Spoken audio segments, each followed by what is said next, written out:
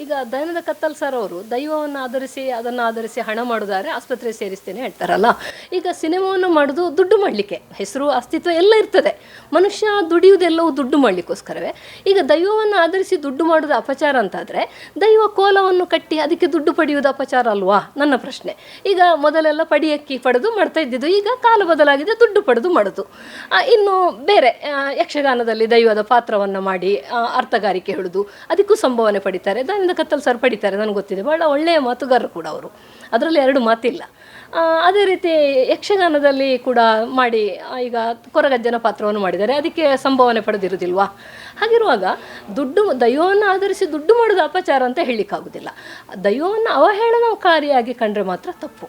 ಇನ್ನು ಮೊದಲೆಲ್ಲ ದೈವ ನರ್ತಕರು ಬಹಳ ಮುಗ್ಧರು, ರಾಜಕೀಯ ವಿಷಯದಲ್ಲೆಲ್ಲ ಮಾತಾಡ್ತಿರ್ಲಿಲ್ಲ, ಯಾವುದು ಕೂಡ ಹೊರ ಜಗತ್ತಿನ ವಿಷಯದಲ್ಲಿ ಅವರು ಮಾತಾಡ್ತಿರ್ಲಿಲ್ಲ. ಹಾಗಾಗಿ ಅವರು ಕೊಡುವ ನುಡಿಗಟ್ಟಿನ ಬಗ್ಗೆ ಕೂಡ ಯಾರು ಕೂಡ ಸಂಶಯ ಪಡುವಾಗೆ ಇರಲಿಲ್ಲ. ಇವರು ಒಬ್ಬ ವ್ಯಕ್ತಿಯಾಗಿ ಈ ಎಲ್ಲ ವಿಚಾರಗಳನ್ನು ವಿರೋಧಿಸಿದ್ದಾರೆ.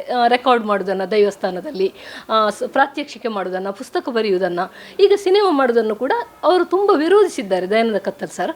ಹಾಗಿರುವಾಗ ಈಗ ಅವರೇ ಕಟ್ಟಿರುವಾಗ ಈ ರೀತಿ ದೈವ ನುಡಿ ಕೊಟ್ಟದ್ದು ನಮಗೆ ಸ್ವಲ್ಪ ನಂಬಿಕೆಯ ಒಂದು ಒಂದು ಒಂದು ಏನು ಒಂದು ಪ್ರಶ್ನೆ, ಒಂದು ನಂಬಿಕೆಗೆ ಒಂದು ಧಕ್ಕೆ ಆಗ್ತದೆ ಅಂತ ಹೇಳಿ ದೈವ ಮಾಧ್ಯಮರು ಇಂಥದ್ದೆಲ್ಲ ಮಾಡಬಾರ್ದು ಅಂತ ದೈವ ಕಟ್ಟಿದವರು.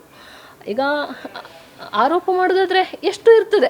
ಈಗ ಕತ್ತಲ್ ಸಾರು ಮನುಷ್ಯನಾಗಿದ್ದಾಗ, ಅಂದರೆ ದೈವ ಕಟ್ಟಿದಾಗಲ್ಲ, ಯಾವುದೋ ಒಂದು ಸಂದರ್ಭದಲ್ಲಿ ತುಳುನಾಡಿಗೆ ಸಂಬಂಧಿಸಿದಂತೆ ಒಂದು ತುಳುನಾಡಾಗಬೇಕಾದ್ರೆ ಅಲ್ಲಲ್ಲಿ ಬಾಂಬ್ ಹಾಕಬೇಕು ಅಂತ ಹೇಳಿದ್ದು ಇತ್ಯಾದಿ ಒಂದು ಪೇಪರಲ್ಲಿ ಬಂದಿತ್ತು. ಅವರದೊಂದು ಆಡಿಯೋ ವೈರಲ್ ಎಲ್ಲ ಆಗಿತ್ತು. ಆದರೆ ಅವರು ವ್ಯಕ್ತಿಯಾಗಿ ಹೇಳಿದ್ದು, ಅದು ಅವರ ವೈಯಕ್ತಿಕ, ಅದು ತಿರುಚಿದ್ದು ಅಂತ ಹೇಳಿದ್ದಾರೆ. ಇರ್ಬೋದು, ನಮ್ಗೆ ಗೊತ್ತಿಲ್ಲ, ಒಂದಷ್ಟು ಆರೋಪಗಳಿವೆ. ಆದರೆ ದೈವ ಕಟ್ಟಿದಾಗ ಈ ರೀತಿಯ ಮಾತುಗಳು ಒಂದು ದೈವದ ಶಕ್ತಿ ಬಗ್ಗೆ, ದೈವದ ನಂಬಿಕೆಯನ್ನೇ ಅಲುಗಾಡಿಸುವ ಹಾಗೆ ಆಗೋದಿಲ್ವಾ? ಇಂಥದ್ದು ಆಗಬಾರ್ದು ಅಂತ ನಾನು ಹೇಳೋದು.